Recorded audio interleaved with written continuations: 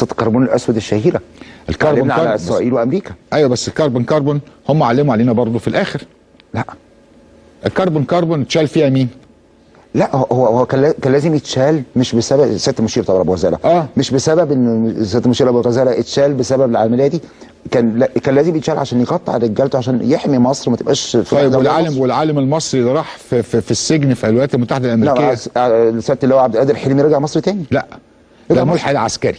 لا يا فندم. انما العالم المصري اللي كان شغال سياده اللواء عبد القادر حلمي اتحبس هناك، اخذ الراجل ده اتنكل بيه، اتصادت فلوسه، اتصادت امواله، اتحبست مراته، اتعمل له حظر في بيته، اتاخدت عياله واتسلمت لاسره ثانيه، اتنكل بيه. وحصل في تبادل اخر صفقه، حضرتك لو تفتكر صفقه تمويل اجنبي، صفقه تمويل اجنبي ايه اللي حصل فيها؟ لما الطياره نزل الساعه 5 بالليل والقاضي طلع قرار بالافراج عن العيال بتوع التمويل الاجنبي، ده كان في 2011 وكان ابن فيهم بالوزير بتاعه الجمعيات الاهليه اللي طلعوهم من الولايات المتحده الامريكيه، اللي طلعت مصر قالت انتوا ازاي خرجتوهم؟ دي كانت صفقه مبادله. كانت صفقه رجع ساعتها اللي هو عبد القادر حلمي مصر ساعتها بعد كام سنه سجن؟ ما اتسجنش غير 5 سنين، لكن هتعمل ايه؟ حظر كان مقيم في بيته. ايوه وعياله كانوا فين؟ عياله ما نعرفش عنهم اي حاجه لغايه النهارده. اتاخدوا واتسلموا لعيله امريكيه، ومراته اتحبست وفلوسه اتصدرت وابحاثه اتصدرت، اتنكل بيه اسوأ تنكيل، لكن مقابل ذلك عمل انجازات لا داعي ذكرها للحاجات المعلنه بعد. يعني المعلن ان ماده الكربون هي الماده الاساسيه التي يتم وضعها واختراعتها الولايات المتحده الامريكيه حتى تتفادى الطيارات اجهزه الرادار. كربون له خاصيه مهمه جدا، وهي ان كل اجهزه الرادار بتطلع تردد فيصطدم باي جسم ويرجع تاني فيقول له في هنا جسم معين. لما يصطدم بماده الكربون تمتص وما تعملش ارتداد للاشعاع. ماده الكربون هي اللي اتحطت في الاف 18 لما اخترعتها الولايات المتحده الامريكيه في اولها كطياره علشان ما تبانش على الاطلاق على اجهزه الرادار في العالم. والذي حدث ان بعض العلماء المصريين ومن ضمنهم اللواء عبد القادر كانوا موجودين في الولايات المتحده الامريكيه في اماكن صناعه ماده الكربون مش كده؟ هو الميزه، هو كان شغال في برنامج المكوك الفضاء الامريكي، فبعد انفجار مكوك تشالنجر كان حاولوا يطوروا غزالة الوقود بتاع كولومبيا، فهو نجح في الموضوع ده. راجل عبقري، هو خريج فنية عسكريه اصلا، وسافر روسيا خد الدكتوراه بتاعته، وبعدين سافر كندا اشتغل في مصانع الصواريخ في كندا، وبعدين راح كاليفورنيا. فالراجل ده نجح بتطوير المكوك كولومبيا عشان ما ينفجرش، فادوا له تصريح امني ايه انه يخش اي منشاه عسكريه امريكيه. نجح هو، وكان معاه مش هو اللواء حسام الدين خيرت، مش حسام خير الله، تشابه الاسامي واضح جدا. سياده اللواء حسام الدين خيرت هو نجح معاه انه يجند راجل ضابط امريكي، وبعت لمصر معلومات رهيبه عن برنامج الصواريخ ونظام التحكم الالكتروني، وبعت 452 رطل من ماده الكربون الاسود، ونجح. يعني الراجل بعتوه على كام دفعه؟ 4 دفعات، واخر دفعه اتقبض عليها بسبب محمد مرسي. اتمسكت اخر دفعه بسبب مين؟ محمد مرسي. محمد مرسي ده؟ محمد مرسي العياط. ليه يا فندم اتمسكت ليه بسبب محمد مرسي؟ لان محمد مرسي العياط ما هم كانوا شاكين في الدكتور عبد القادر حلمي ومش عارفين يمسكوا عليه حاجه، كانوا شاكين فيه، وراقبوا تليفونه وراقبوا كل حاجه، مش عارفين يمسكوا عليه حاجه، ان الراجل كان منتهى الذكاء. زقوا عليه محمد مرسي راح قعد معاه، فراجل مصري وحضرتك مصري واحنا في غربه، وطنيين بنحب بلدنا. فالدكتور عبد القادر حلمي عرض على محمد مرسي، قال له طب ما تشتغل معانا واشتغل معانا واحنا بنعمل نخدم الوطن قام خد كل المعلومات دي راح نقلها للامريكان. بس دي حاجه غير مؤكده على فكره. لا حضرتك دي حاجه مؤكده موجوده في السجلات. سجلات مين يا فندم؟ سجلات الامريكان منشوره كلها، انا نشرتها عندي بيانات صواريخ. كان يونيو مش فاكر بالظبط، كان يونيو 86 ونزلت الطياره واسامي الناس واتظبطوا في المطار والكلام ده كله بالتفاصيل. وعموما كان العديد من الملاحق في السفارات المصريه المختلفه طلع كونتينر، والولايات المتحده الامريكيه ما قدرتش تمسكه جوه الولايات المتحده الامريكيه نفسها، لان كان بيتبادلوا ان الكونتينر يوصل. هو نزل المانيا وراح النمسا وبعدين جه بالظبط كده. بيعملوا له طريقه كده عشان يهربوه من الرقابه، وهم قعدوا يتتبعوه لغايه لما اتمسك بالصدفه. على فكره الكونتينر ده اتمسك بالصدفه، هم كانوا عارفين ان في مواد خرجت، انما اتمسك بالصدفه بالتتبع العكسي، عرفوا الدايره هو عدى على ايه، انما كانوا عارفينه وطلعوا. اياميها احنا كنا بنتابع الموضوع ده بقوه الحقيقه، وعملنا عنه شغل كتير قوي.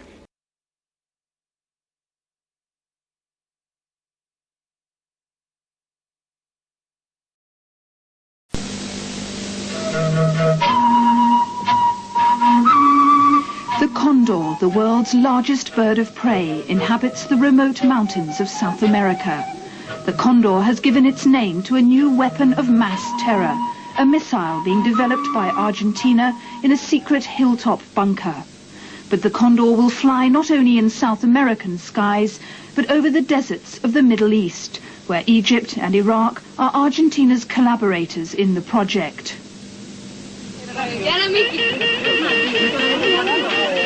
Here, a chemical attack is Israel's nightmare. Her army trains for such an emergency. They fear that a Condor missile equipped with a poison warhead could be aimed at Israel's cities. This prospect has thrust the issue of missile proliferation to the top of the West's political agenda.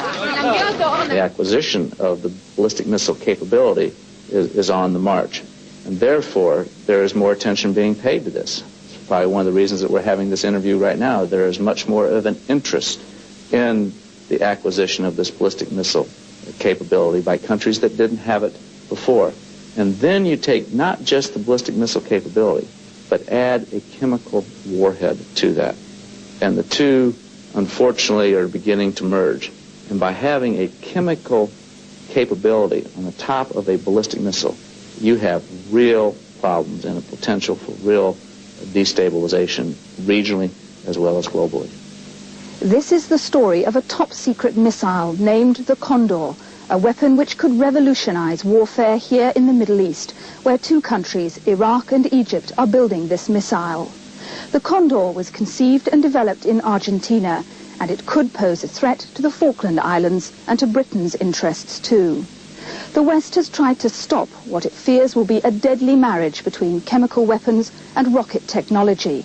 But the Condor is well down the road towards completion, thanks to European companies and European scientists prepared to risk the consequences of selling their expertise to build this missile.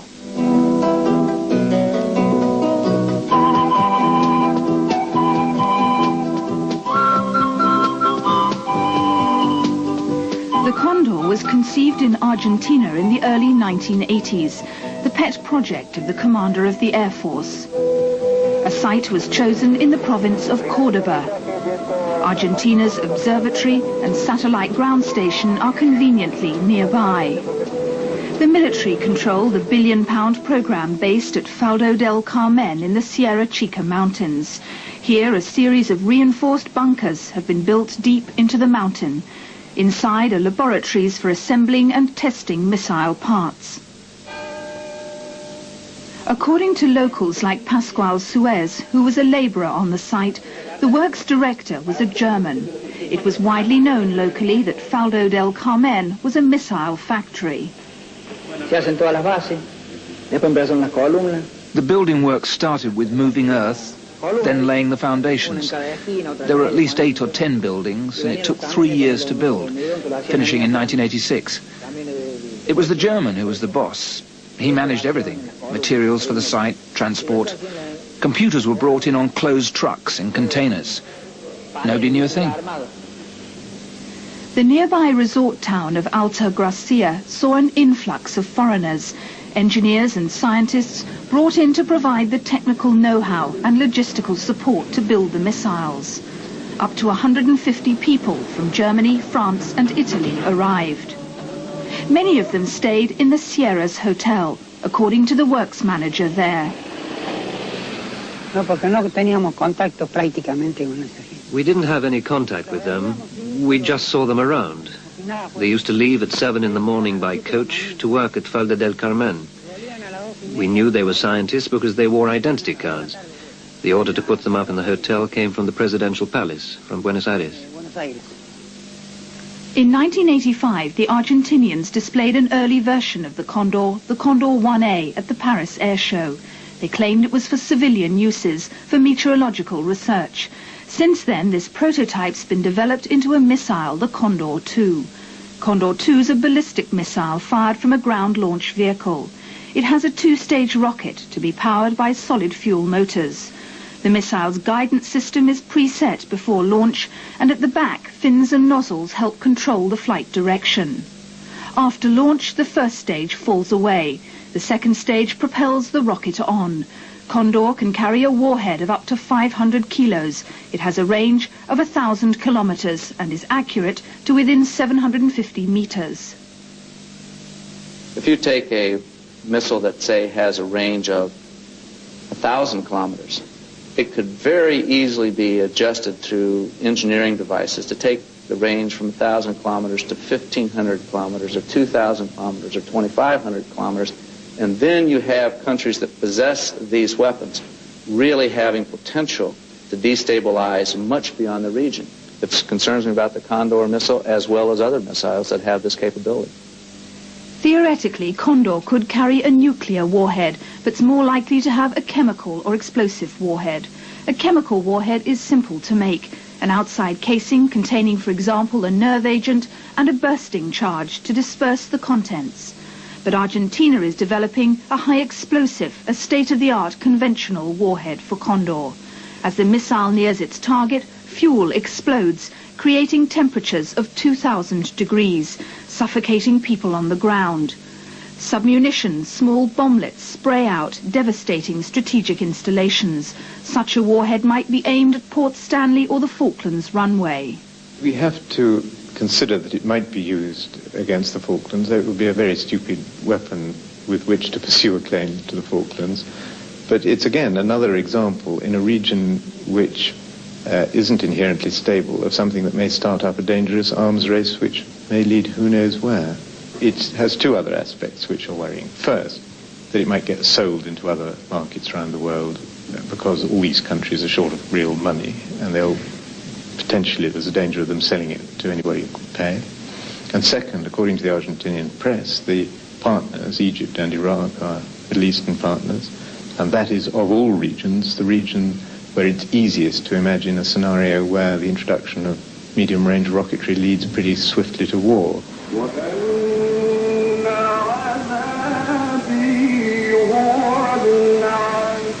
The Middle Eastern connection was established in 1984. By then, Argentina was running short of money, and Egypt, in partnership with Iraq, offered financial support. Abu Ghazala, Egypt's defense minister, and a man committed to the expansion of his country's armaments industry, sent a delegation to Buenos Aires to negotiate a deal. Egypt, supported by Iraq, provides the bulk of the money. In return, both countries will eventually be able to produce their own Condor missiles in the Middle East. Abu Ghazala himself oversees the Egyptian production of Condor at Factory 17, a military site north of Cairo. Documents obtained by Panorama reveal for the first time the agreement between Argentina and Egypt on the BME, Ballistic Missile Egypt Program, another name for Condor. This letter to Abu Ghazala from Raul Thomas of the Argentinian Defense Department refers to the cooperation between the two countries. A second letter confirms contracts have been signed. Intelligence sources fear that Iraq's participation in the Condor project is linked with her interest in chemical warfare. These pictures were taken at Halabja, the Kurdish town captured last year by Iran in the Gulf War. Iraqi jets dropped nerve agents and mustard gas on the people. When the poison clouds cleared, hundreds of bloated bodies littered the streets. Condor could drop hundreds of kilos of deadly nerve gas on civilians. Iraq has shown its willingness to use not only chemical weapons, but missiles too. Scud rockets were fired against Iran in the Gulf War. The Israeli military say Tel Aviv is vulnerable to Condor missiles launched from both Cairo and Baghdad, missiles that could be equipped with chemical warheads. In some sense, the growing focus of the world public opinion about this issue is dealing, with the problem of closing the barn door after the horses already ran away. But the use of these missiles during the Iraq-Iran war and the use in the same war of chemical warfare agents, even if not by missiles, makes the whole problem more severe and more serious for the future.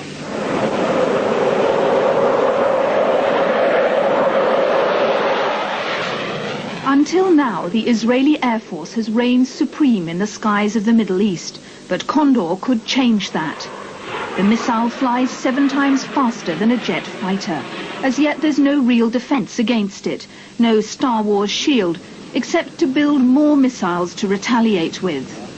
Though Israel won't admit it, she has developed her own missile capability.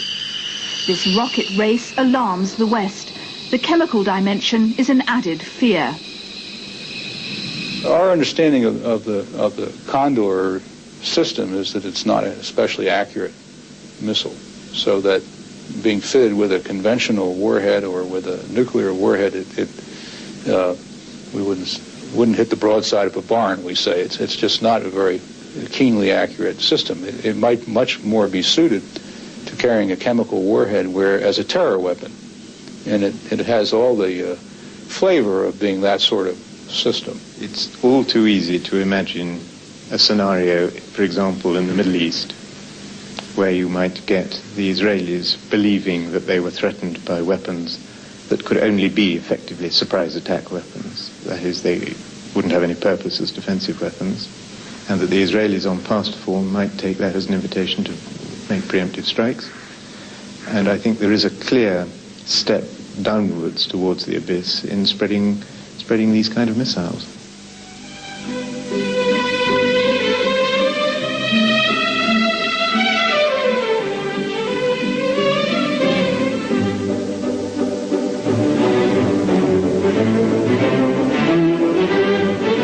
The Condor story begins in 1980 on the shores of a Swiss lake. This is Zug, a peaceful canton which owes its prosperity to discreet Swiss banking. From here, a group of companies affiliated to the German conglomerate Bohlen Industries provided technology for the Condor project.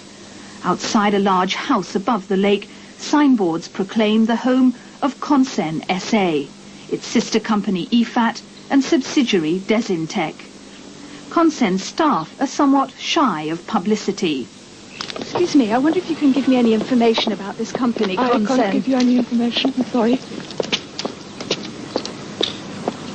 Consen's headquarters in Zug are at the heart of a network of companies set up to service the Condor project. Companies in Argentina, Germany, Monaco, Austria, Jersey, even one in England. For 7 years now, intelligence agencies in Britain, America and Israel have been trying to piece together the jigsaw of the Consen connections to find out exactly how Western missile technology is being diverted to build the Condor. Opposite Consen's office lives the man behind the company, Helmut Reiser, a German engineer. He was at home when we tried to ask him about Condor. He didn't seem keen to speak to us either. Mr. Reiser has extensive contacts in Argentina. He set up the original Condor deal. Intelligence sources call Reiser and his colleagues techno-mercenaries, men willing to sell their expertise for the highest price. They're obeying the oldest commandment in the arms market, which is that if you don't sell, somebody else will. If there's money to be made, I might as well be the one to make it. That's the general attitude. And clearly that's what was happening here. In all their public statements, the individuals who are supposed to be involved have always said that what they do with the missile isn't our business. In the letters confirming the cooperation between Egypt and Argentina on the Condor missile deal, EFAT, Consen's sister company, is named as general contractor. Around 1984, the Argentine program became fairly well known in missile circles, and the foreign engineers that were most heavily involved, apparently from West Germany, began to bring the two countries, Egypt and Argentina, together. In the one, they had a client who wanted to build a missile, and in the other, they had a nation without the technology, but who wanted to buy. And the Germans seem to have been the key brokers there, although both governments clearly were very interested themselves. By the mid-1980s, the Washington administration and its Western allies realized they no longer controlled what had been an exclusive missile club. Alarmed about Third World missile proliferation and concerned at the part played by European companies in transferring technology, they decided to act. In 1985, the United States administration persuaded Western governments to lay down informal guidelines to stop the spread of missile technology to third world countries. And in April 1987, President Reagan announced that 7 industrialized nations, including the USA, Britain, Germany and Italy, had signed a formal missile technology control regime. The MTCR, as it's called, requires its signatories to impose export controls on the technology needed for missiles. It was intended to stop countries like Argentina from developing projects like the Condor. The MTCR may have slowed such programs down, but it hasn't stopped them. It is a good faith effort to move forward and say, how can we deal with this in a collective way? I can say this, that if we did not have the missile control regime, the situation would be far worse than it is today. The situation has gotten worse in a sense, but it would have gotten much worse if we did not have this regime that is seriously looking at the problem, offering remedies. Until recently, Dr. Steve Bryan headed the Pentagon Department, which polices the transfer of missile technology. An impossible task, he says. Each country has different export restrictions, and existing laws can't prevent the transfer of knowledge or restrict the movement of individuals. I'm not clear in my own mind the degree to which we in the West are really serious about controlling missile technology. I think we're serious about trying to convince the public that we're controlling missile technology, but if we want to be serious, we sure are doing it the wrong way. In terms of implementing a regime that can work. The Missile Technology Agreement is a promise without institutions. It's a promise without laws, and it's unenforceable. The countries developing Condor and the techno-mercenaries of the Consen Group were determined to get round the new rules. Last summer, California was the scene of a daring attempt to smuggle missile components out under the noses of the US authorities. March the 19th, 1988, American Airlines Flight 123 arrives at Sacramento. Amongst the passengers was an Egyptian, Colonel Al-Gamal. He was met by Abdelkader Helmi, an Egyptian scientist living in California. Unknown to them, they were being followed by customs agents. Helmi drove his guest to a local motel, the La Quinta Inn. Customs had a tip-off that Abdelkader Helmi was smuggling missile parts to Egypt. He was a rocket scientist with Aerojet, a company involved in the US space program. Helmi was using his security clearance and access to classified information without the knowledge of his employers. Helmi lived in the hills above Sacramento. Agents who followed him there the afternoon Al-Gamal arrived saw Helmi storing several large cardboard boxes in his garage. These boxes accompanied the two men on a flight to Washington 2 days later, where it became clear this operation involved the Egyptian embassy. Al-Gamal and the boxes were driven by diplomatic car to a house in T Street used as a residence for embassy employees.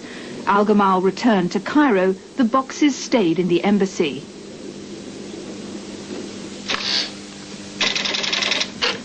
A court order allowed customs to tap Helmi's phone.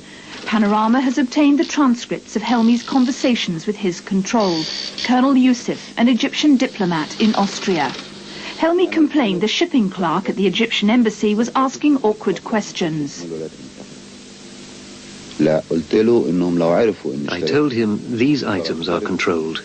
They can't be exported outside the USA. I told him if they knew I'm buying it to export, I'll be thrown in jail. I said to him, we're acquiring the material for a special purpose, and no one knows about it except the minister. The minister is believed by intelligence sources to be a reference to Abu Ghazala, Egypt's defense minister. Phone taps, surveillance and a painstaking examination of Helmi's dustbins revealed an extensive shopping list of chemical and technical components. In the words of one expert, a complete package to build or upgrade a tactical missile system. The companies that Helmi approached were unaware that the materials were destined for export for a third world missile program. The content of the boxes was revealed as carbon-carbon, a material that wraps around the missile's nose to protect it from the intense heat of re-entry.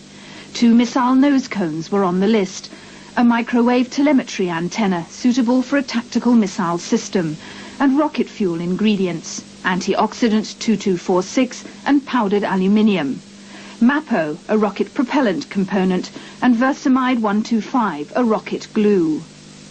As soon as we realized the technology, we knew we were doing something very large. And when we introduced or were able to identify the fact that you had diplomatic type ties to it, we knew that it was a very sensitive investigation. Customs had to act when phone taps revealed the boxes had been taken to Baltimore Airport. They were seized as they were being loaded onto an Egyptian Air Force flight to Cairo. Helmi will stand trial in August for conspiracy to violate export control laws. Abu Ghazaleh's part was played down. Egypt's a major U.S. ally. The affair was embarrassing for both countries. Carbon-carbon is used at the 2 hot ends of the missile, the re-entry vehicle and the engines, the guidance systems down by the engines, the steering vanes and such. Those are 2 key areas, and there are no easy substitutes. There are no other obvious technologies to turn to, and these are not things that third world countries can manufacture themselves. They've got to get it from somewhere. And what the case showed was that these countries will turn anywhere, even to stealing from very close allies, in order to get the technology they need. Helmi's dustbins revealed that the Consen EFAT group was financing the smuggling operation. EFAT wired checks for over $1 million to Helmi's account via a German bank. 2 months later, the techno-mercenaries received a warning. Their activities hadn't gone unnoticed.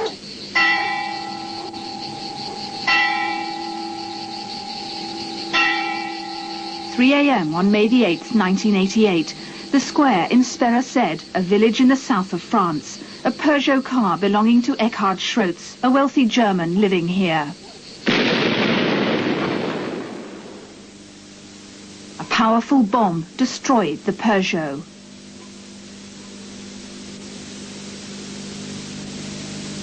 La voiture a littéralement explosé.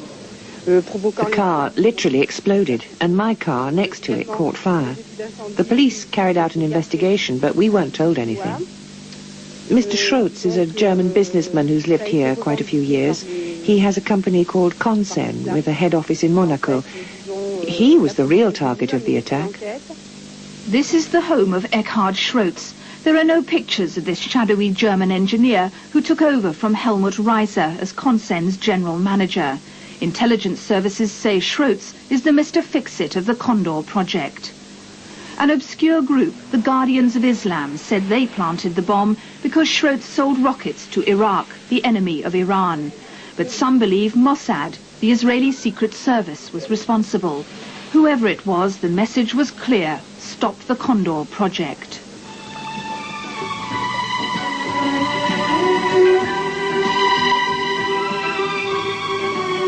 The bombers knew that Schrotz was channeling technology through a second Consen office in Monaco, the tiny but wealthy principality where no one inquires too closely into a company's dealings. Schrotz entertained engineers and military officers from Argentina and from Egypt at the Beach Plaza Hotel. Condor clients prepared to pay many times the going rate for missile technology. Today, Mr. Schrotz spends his time behind the walls of his villa in Sperased, protected by cameras and electronic gates, and by local gendarmes who've advised him not to talk to journalists. Visitors are threatened with arrest. Mr. Schrotz is a frightened man. So too is his caretaker, the man who normally drove the Peugeot. Listen, when you see your car burning in the middle of the night, it has an effect on you. I can't say anything because I don't want it to happen again. I've got nothing to do with it. I'm not involved in all this. I'm just the man's chauffeur. It's dangerous to stir all this up again. People's private lives are at stake. Since the car bomb, the Consen Group worldwide has tried to keep a low profile. But we've traced 9 companies, 4 in Argentina, 5 in Europe involved in the Condor project. Consen and IFAT, the main companies, are still based in Zug, but a third company in Salzburg, Austria, is now active in the missile's development. This company is called Delta Consult. Good afternoon. We're from the BBC. We visited Delta Consult in Salzburg. We understand that this company is involved with the Condor project with missile technology. This is definitely not. Not true? Not true. Do you have any connection to the Consen group? No, definitely not. To IFAT? No, definitely not. But Austrian business registers confirm the major shareholder in Delta Consult is IFAT. Neither Austria nor Switzerland are signatories to the missile agreement, but Germany is, and the Consen Group has a majority holding in a German company, PBG, located in Freising, a town north of Munich. Intelligence services believe these Consen companies have acted as a conduit for technology and expertise from some of Europe's biggest defence contractors, who've supplied the launch truck for Condor II, elements of the guidance system, the engines and the specialist fuels needed for them, and equipment for assessing the missile's performance. Panorama has obtained Consen internal documents dated after the missile control regime was implemented. These name a number of companies, describing them as most important in cooperation and as subcontractors. First on the list is the giant German industrial group Messerschmitt Bölkow Blohm, MBB. MBB, Messerschmitt Bölkow Blohm. Past achievements include the Me-108, an exemplary passenger plane built by Messerschmitt, the Me-109 fighter aircraft. MBB is Germany's largest aerospace group, a partner in the European Airbus, and one of NATO's chief contractors. The company, based in Munich, specializes in making missiles. When we first approached them, MBB told us they had worked on Condor I, a civilian project, but said they withdrew in 1985, concerned about its military applications. The German government backed their claim. The German firm MBB withdrew from the Condor project back in 1985, after information had been obtained to the effect that the project had acquired a military dimension. The firm did what was correct under the circumstances. More recent checks by the German authorities do not indicate that this situation has changed, so it would be fair to say that nothing illegal has taken place.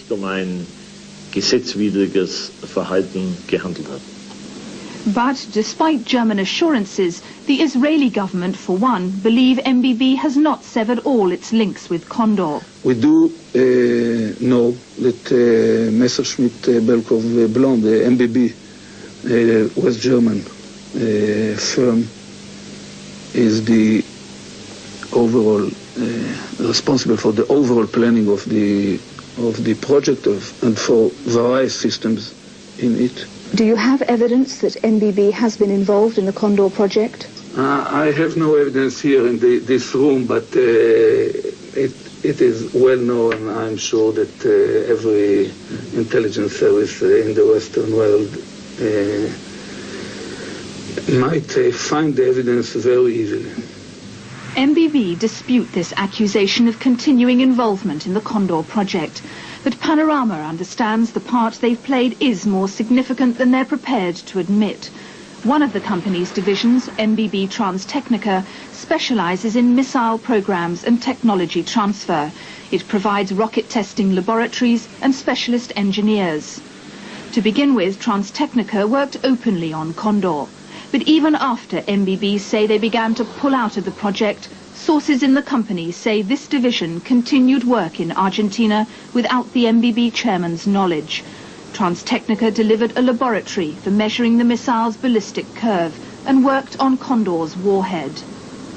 This is the high-security Munich home of the elusive Adolf Hammer, former MBB head of military research, responsible for Transtechnica's Condor work. The man MBB sources say continued to work on Condor in Argentina. Hammer's now a director of IFAT and works from Delta Consult's Salzburg office. MBB have banned him from their premises, but intelligence sources say he maintains links with his old colleagues inside MBB who are still working on Middle Eastern missile projects. MBB management have refused to be interviewed. They've given us a short statement, admitting now that the company carried out a feasibility study for Condor 2, a military project, as late as 1987. They say they withdrew when they became suspicious about how Argentina intended to use the Condor 2. However, MBB have admitted to us that they are still supplying parts for a missile research laboratory in Iraq, a laboratory due to go into operation this summer. They say that obtaining the necessary export licenses was not MBB's responsibility and that no German regulations were broken. The Iraq Missile Laboratory MBB is involved in is near the town of Mosul. This top-secret site is called SAD-16. These pictures were taken secretly at SAD-16. Iraq claims the project's a civilian one, but Western agencies say it's a research laboratory for Condor and other missiles. This plan of SAD-16 shows launch pads, wind tunnels, a hangar for prototypes and chemical laboratories. The building work, begun in 1983, was supervised by a German company, Gildemeister Projector. Panorama has obtained a copy of the contract for SAD-16. In it, the Iraqi government confirms Gildemeister and its partner, MBB, will provide technical assistance in research and development. Attached is a detailed list of laboratory equipment, which experts say could be applied to missile research and production. Gildemeister say they obtained government clearance for what they believe to be a civilian project. Yet MBB and Gildemeister are supplying apparatus including equipment for studying aerodynamics, fuel production, the flight path of missiles, antennas and microwaves. Back in Germany, MBB kept the SAD-16 contract secret, even from some members of the board like Klaus Merens, the representative of IG Metall, the metalworkers' trades union. He heard rumours MBB had supplied rocket laboratories to Iraq and to Egypt. We asked for information about these exports of MBB, and we got information from the management, of course confidential information, and we heard that MBB was involved in transferring technology which at least could be used and was intended to be used for military purposes, especially in a number of countries in the Middle East. And what did MBB say was the reason that they were still involved in this trade after Germany had signed a missile technology control regime? Well, concerning these countries in the Middle East, they said that this again went back into the past and was not under responsibility of the present management, and they themselves felt concerned about that. They would like to move out of this business, but were not able because of obligations they had according to the treaties they signed. So the contracts are still ongoing? It seems they are. I think we're going to have more information in the very near future, but it seems that the contracts are still valid and still going, yeah. Why don't they cancel those contracts? Well, again, we were told that this would cost the company a large amount of money, and for this reason it's not possible to withdraw from these contracts immediately. The German Export Bureau polices the transfer of military technology, including that covered by the missile agreement. December's revelations that German companies were involved in a Libyan chemical weapons plant at Rabta caused this office and the government acute embarrassment. A note on a computer reminds them of that. The government says checks are tighter now, penalties tougher. With missile components, staff check export applications against equipment controlled under the MTCR agreement. But a missile consists of hundreds of parts, many with civilian as well as military uses. This office depends on companies telling them what the parts going to places like SAD-16 are intended for. Do you think the government knows of MBB's involvement? If so, why hasn't it acted sooner? It has become clear that instruments of control that the government uses are not very effective. And, well, my information is that all these contracts were licensed by the government.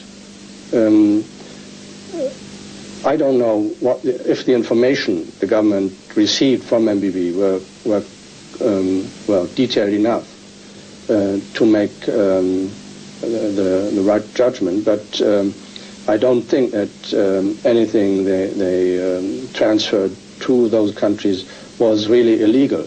They feel very uncomfortable in the situation they have come in, and this is because they realize that even if the contract and the deal was legal,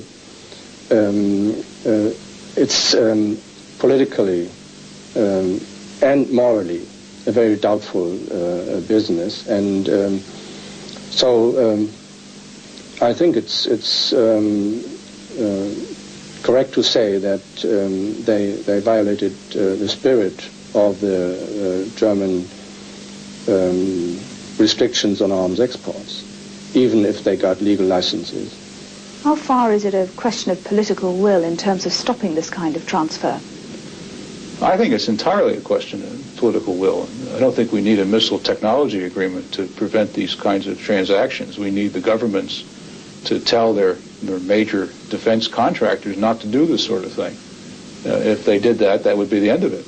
There's not a doubt in my mind that if the German government told MBB or any other German company that it didn't want them selling missile guidance systems or missile technology to Argentina or to Egypt or any place else, that they wouldn't sell it. On Inauguration Day, the Bush administration declared the control of missile technology one of their top priorities. In this, they're backed by Britain. Now the American Senate is pressing for sanctions against European companies which violate the missile agreement. Twice the US authorities have asked the German government for details of MBB's involvement in Condor, including the warhead. They're not yet satisfied with the answers. German companies have been named, the Messerschmitt company, for example. Are you, the US, prepared to pressure the German government to do something about that? We are very sensitive and very informed on this particular issue. And when it matters that concern to this proliferation of ballistic missile technology can be documented and established, there's no doubt about it that there will be communications. I can certainly appreciate any country that wants to advance exports, but to advance exports that, in fact, that are going to come back and to be detrimental to that country is really counterproductive to their national security interests. Not only the national security interests of that particular country, but the national security interests of the entire West. Well, it must be for the German government to take action. I think the German government and a number of other governments are taking all this now very seriously, so I have some reasonable hopes of that. We discuss with our partners in the MTCR regime such information as we have, but it must be for the individual governments concerned to deal with their own companies. Do you think that the German government has failed to take a tough enough line so far? Well, I think there were questions certainly put by the Americans before the Raptor affair, but I have to say that I think the German government is now taking these matters very much more seriously. The net is closing on the German Condor connection. Last Friday, 35 customs agents on the orders of the Munich Prosecutor's Department raided 2 MBB offices in Munich and Schrobenhausen and 7 other locations. They're now investigating the Condor and other missile projects. Investigators raided PBG too, looking for evidence to confirm their suspicions that this Consen subsidiary handled some of the Condor technology. And last month, Gildemeister was raided. Inquiries into its role in the Saad-16 Iraqi project continue. It's a critical time for MBB, which has been losing money. A lifeline's been offered in the form of a proposed merger with Daimler-Benz. The investigation is bound to affect that. The government now acknowledged that MBB may have been involved in Condor later than '85. But till the investigation's complete, officials stand by what they told us before the raid. According to our information, MBB does comply with the regulations. If it didn't, enormous damage would be done to the firm's reputation, and I wouldn't know anyone in the firm who would take such a risk. I can declare my trust in MBB, and I'd be pleased if other Western governments were in a position to say the same thing about their own firms under similar circumstances. 3, 2, 1, fire! The superpowers are destroying their missiles, but the Third World is intent on acquiring these tickets to political and military status. The Condor, with its chemical warfare potential, is the beginning of a new generation of terror weapons. Thanks to European engineers, the Condor 2 prototype will fly in the next year. Then it will be for sale, and the West cannot control who will buy it. A weapons technology that used to be the monopoly of a few great powers has become something for any country with the money and the inclination. Now there are about 20, 25 third world countries trying to get exactly the same capabilities. And when they have that capability, the international balance of power will shift, and it'll shift forever.